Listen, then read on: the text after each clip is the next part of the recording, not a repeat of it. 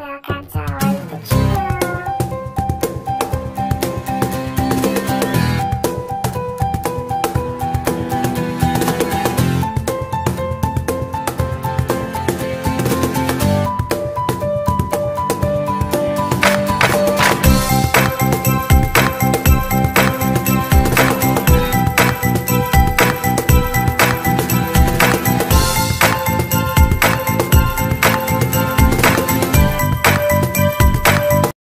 Assalamualaikum warahmatullahi wabarakatuh. Nama saya Lili Surani Batubara, NIM 2020-5032.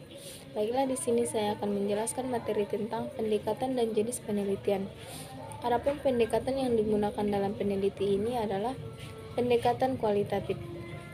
Penelitian kualitatif yaitu penelitian yang tidak menggunakan perhitungan ataupun diistilahkan dengan penelitian ilmiah yang menekankan pada karakter alamiah sumber data. Sedangkan penelitian kualitatif menurut Sukmadinata yaitu suatu penelitian yang ditujukan untuk mendeskripsikan dan menganalisis fenomena, peristiwa, aktivitas sosial, sikap, kepercayaan, persepsi, pemikiran secara individu maupun kelompok. Jenis penelitian ini adalah kualitatif deskriptif karena penelitian ini menggunakan pendekatan kualitatif dan termasuk penelitian studi kasus, maka hasil penelitian ini bersifat analisis deskriptif, yaitu berupa kata-kata tertulis ataupun lisan dari perilaku yang diamati. Kehadiran peneliti dalam penelitian ini, kehadiran peneliti sebagai instrumen penelitian. Peneliti bertindak sebagai perencana, pemberi tindakan, pengumpulan data dan menganalisis data. Selain itu, peneliti berperan sebagai pengamat di lokasi penelitian yang kehadirannya diketahui pihak sekolah. Perkenalkan, nama saya Ratu Zulfira dengan NIM 2020-5032. Di sini saya akan menjelaskan materi tentang lokasi penelitian. Penelitian ini dilakukan di sekolah Prativsat Witaya Yayasan, Kecamatan Hantao, Distrik Pak Payun, Provinsi Patalung, Thailand. Penelitian ini akan menganalisis data yang berkaitan dengan model dan metode pembelajaran agama Islam di Yayasan SMA Prativsat Witaya. Penelitian ini memilih sekolah ini karena sekolah ini tempat penelitian melakukan praktik kerja lapangan atau PKL, sehingga penelitian mengetahui kondisi pembelajaran di sana dan tertarik untuk meneliti model dan metode pembelajaran PAI yang dilakukan sekolah tersebut. Yang kedua, data dan sumber data. Sumber data penelitian menurut Loveland dan Loveland Moleong tahun 2007, sumber data utama dalam penelitian kualitatif adalah kata-kata dan tindakan. Lebihnya adalah data tambahan, seperti dokumen dan lain-lain. Namun untuk melengkapi data penelitian dibutuhkan dua sumber data, yaitu sumber data primer dan sumber data sekunder. Sumber data primer adalah pengambilan data dengan instrumen pengamatan, wawancara, catatan lapangan, dan penggunaan dokumen.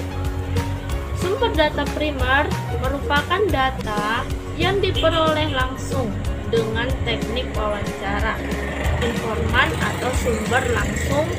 Sumber primer adalah sumber data yang langsung memberikan data kepada pengumpul data. Dan ada juga sumber data sekunder.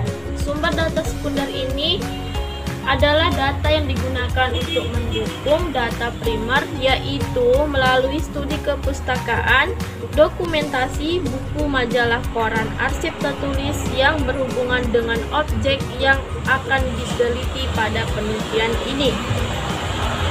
Sekunder merupakan sumber yang tidak langsung memberikan data kepada pengumpul data, misalnya lewat orang lain atau dokumen.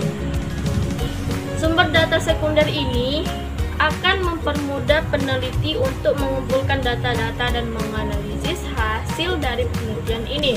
yang nantinya dapat memperkuat temuan dan menghasilkan penelitian yang mempunyai tingkat validitas yang tinggi.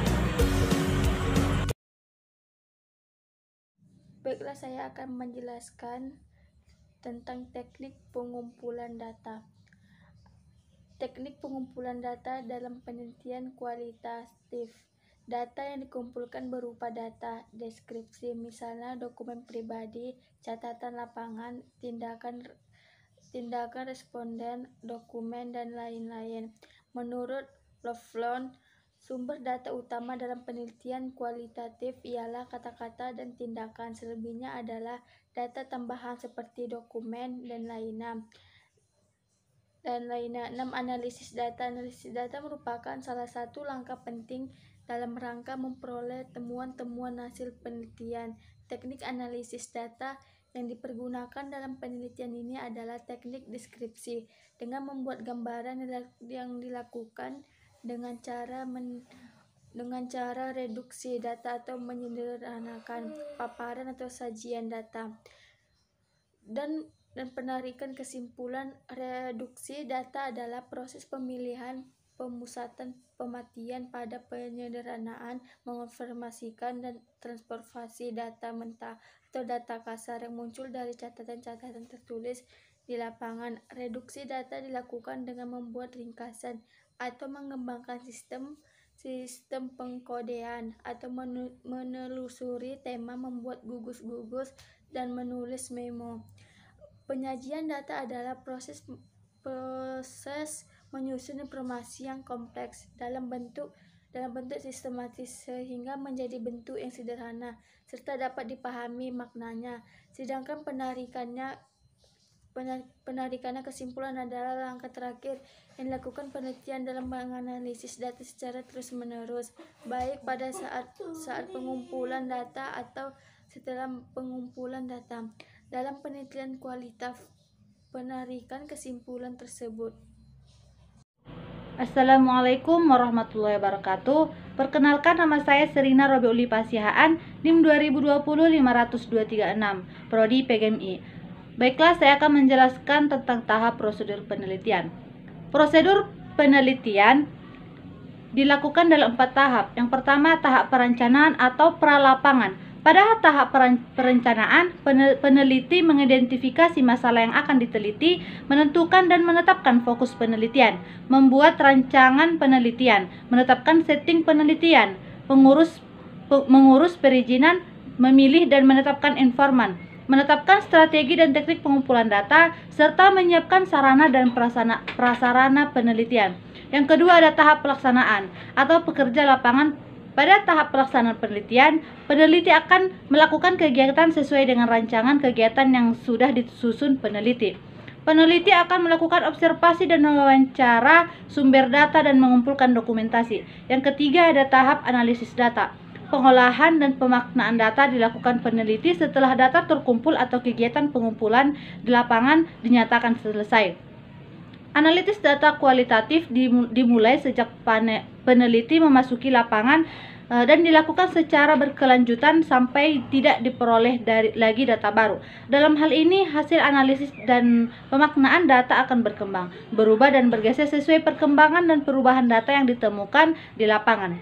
Yang keempat ada tahap penyusunan laporan penelitian. Setelah ketiga tahapan sebelumnya sudah terlaksana, peneliti akan menyusun laporan penelitian. Laporan hasil penelitian merupakan bentuk pertanggungjawaban peneliti setelah pengumpulan data sekaligus pernyataan bahwa peneliti telah selesai. Baiklah, masuk ke pembahasan berikutnya, yaitu beberapa hal yang perlu dipertimbangkan dalam penggunaan metode latihan siap atau drill sebagai berikut.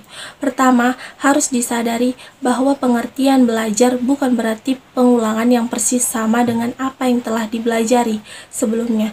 Latihan siap adanya situasi yang berbeda serta pengaruh latihan pertama, maka latihan kedua, ketiga, dan seterusnya akan lain sifatnya. Kedua, situasi belajar itulah yang mula-mula harus diulangi untuk mendapatkan peroleh respon dari siswa. Bila mana siswa dihadapkan dengan berbagai situasi belajar, maka dalam diri siswa akan timbul alasan untuk memberi respon, sehingga menyebabkan dia melatih keterampilannya. Keunggulan metode latihan siap atau drill ini antara lain: yang pertama, siswa akan memperoleh ketangkasan dan kemahiran dalam melakukan sesuatu sesuai dengan apa yang dipelajarinya. Yang kedua, dapat menimbulkan rasa percaya diri bahwa para siswa yang berhasil dalam belajarnya telah memiliki sesuatu keterampilan harus dalam belajarnya, telah memiliki sesuatu yang berguna kelak di kemudian hari. Yang ketiga, guru lebih mudah mengontrol dan dapat membedakan mana siswa yang disiplin dan belajarnya dan yang mana kurang dengan memperhatikan tindakan dan perbuatan siswa di saat berlangsungnya pengajaran.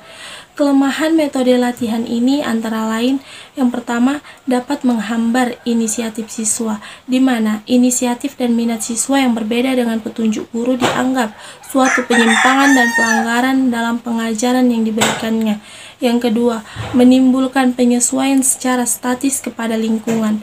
Dalam kondisi belajar ini, pertimbangan inisiatif siswa selalu disorot dan tidak diberikan keleluasaan.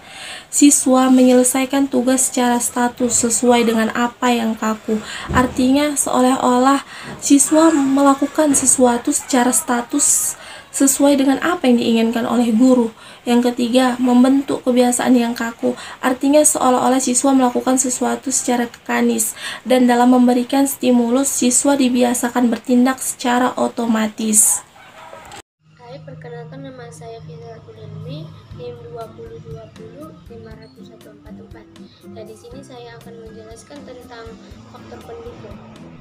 Adapun faktor pendukung dalam pembelajaran pendidikan agama Islam yang dimiliki oleh sekolah Pratep Satwitaya Yayasan Patalung Thailand, diantaranya ialah Ibu kepala sekolah yang berwawasan luas, bijaksana, dermawan, dan selalu memberi dukungan kepada guru atau pendidik. Dalam meningkatkan kualitas belajar, siswa selalu mendukung kegiatan dan program yang diselenggarakan oleh guru mata pelajaran pendidikan agama Islam.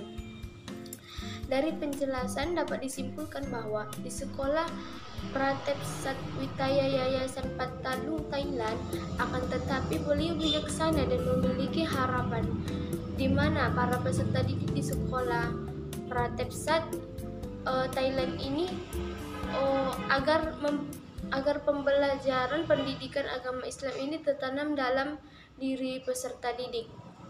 B. Kondisi guru yang profesional rata-rata sudah memenuhi standar nasional, namun keahliannya dalam bidang keislaman sangatlah luas di masyarakat, jadi ilmu yang dimiliki tidak diragukan lagi. Hal tersebut dapat disimpulkan bahwa para pendidik di sekolah Pratep Sat ini tidak asal mengajar, tapi beliau semua telah memiliki latar pendidikan yang baik. C. Dari diri siswa sendiri, sangat baik dalam minat belajar siswa, kemauan dan komitmen dari pihak guru dan siswa dalam membantu pembelajaran pendidikan agama Islam. Ini sangatlah kompak dan saling membantu. Dari penjelasan tersebut dapat disimpulkan bahwa metode yang diimplementasikan oleh para guru, terutama guru pendidik agama Islam di sekolah Pratep Sat ini, dalam menyampaikan materi tidak monoton, sehingga para peserta didik merasa nyaman dan tidak bosan dalam belajar. D. Kerjasama yang baik antara pihak sekolah, komite sekolah, dan orang tua dalam pembelajaran pendidikan agama Islam. Dari penjelasan tersebut dapat disimpulkan bahwa kerjasama antara guru pendidik agama Islam dengan pihak lainnya terjalin dengan baik, sehingga proses dalam pembelajaran berjalan dengan baik dan lancar. Sekian dari saya. Assalamualaikum warahmatullahi wabarakatuh. Nama saya Siti Sikomaritonga, NIM 2020-5080. Di sini saya akan menjelaskan mengenai faktor penghambat.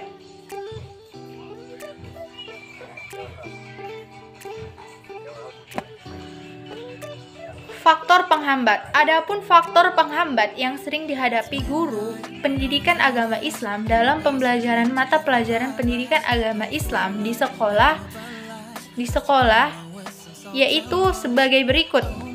Ada sebagian peserta didik yang responnya yang belum otomatis. Yang dimaksud otomatis adalah misalnya peserta didik tersebut belum begitu paham tentang tempat bersih yang belum pasti suci dan tempat suci sudah pasti bersih. Hal inilah yang menjadi dasar kendala guru pendidikan agama Islam di sekolah